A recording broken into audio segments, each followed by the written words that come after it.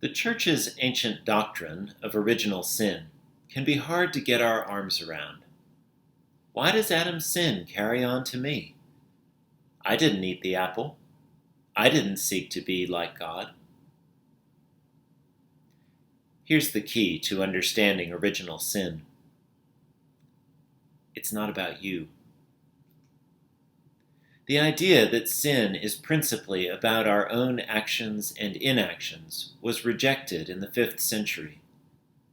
Sin is about the state of the world.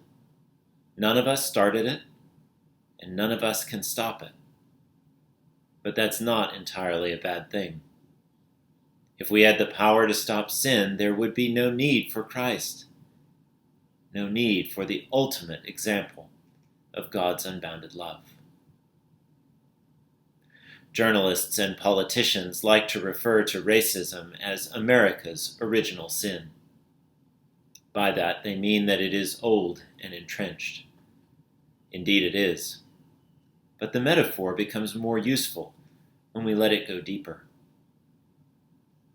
Racism is not as much about our own individual actions or inactions as it is about the system we inhabit.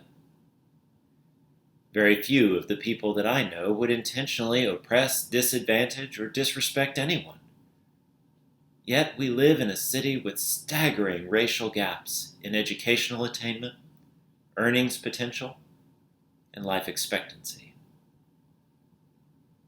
We have to get over our focus on the self if we hope to make any progress.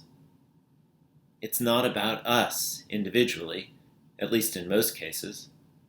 It's about all of us together. We are not going to solve the problem of racism anytime soon, or the problem of sin more generally. But that should not keep us from trying. In the same way that we seek to live in the way of Christ, even though we will not be able to overcome sin, we must seek to walk in the way of love, even though we will not be able to eliminate racism.